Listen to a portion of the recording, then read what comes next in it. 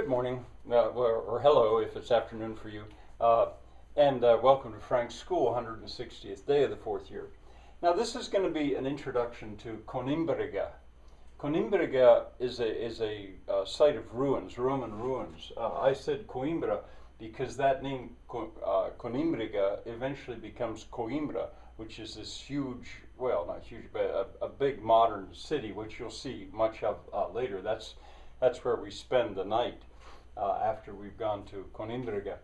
Part one because it's outside. I film as we're walking around the ruins, and of course I film details. That's the way I do it.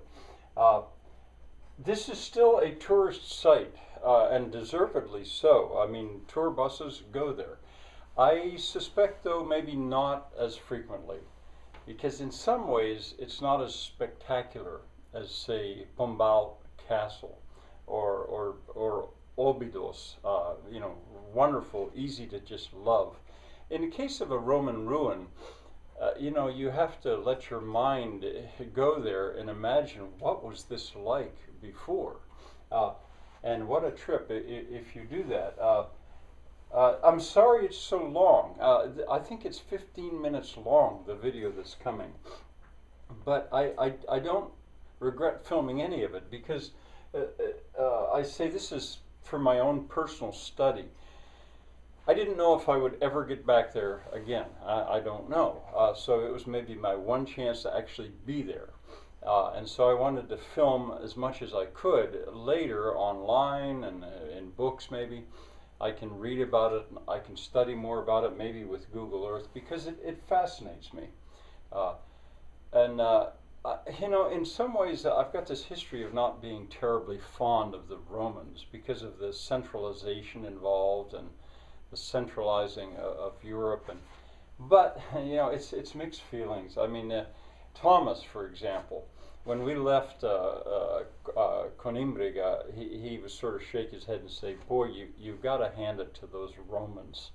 Those Romans, they were everywhere. They did such amazing things. And it's true. I mean, if you think about what was there. Well, an example of something that I wanted to see was a Hypocaust. Now, normal people, at least in the United States, have no idea what a Hypocaust is.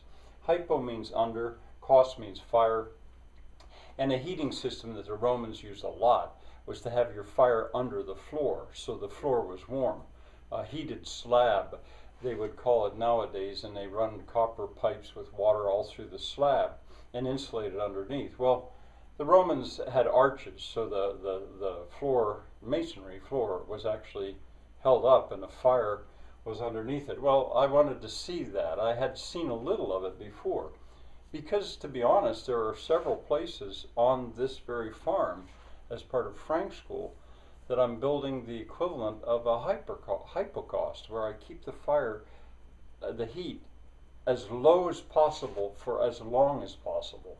That's kind of another subject I shouldn't go on, but something I did want to say is, as I was sort of bucking this idea that there's codes, building codes come in, and building codes in my mind are a great enemy for innovation and things. And at one point I talked to the woman and I said, well, are there building codes for hypocausts? And she said, what's that? And I said, or skirt roofs. What's that? I was being ornery because maybe shouldn't have been, but I just, there's all kinds of building beyond what, even though a building code book might be that thick. Well, anyway, you'll see hypocausts and how they built them. I think that Conimbriga might be the largest. I'm not sure if it's the largest Roman ruin in Portugal or the Iberian Peninsula, but I think it might be the best preserved, and the mosaics especially. I think the mosaics, the floor, the decorative floors, are the best in Spain and Portugal, in the Iberian Peninsula. I think that they're the best they have. And then finally, I wanted to say about water. The last 10 days or so of this year, I'm going to devote to the subject of water.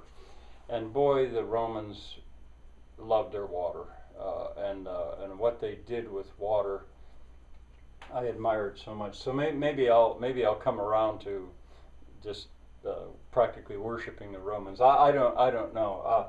But in any case, you can this city was all about water. You could just the aqueduct delivered it. It worked its way through. And one other thing, at one point you can see down into a narrow valley. It's all woods and trees and stuff. But if I had like all day or more than a day in that area, I would walk all around that, included down in there, to find out why this site was chosen before the Romans. I mean, people lived there before the Romans. And I think I did maybe already say that Conimbriga, that word became Coimbra.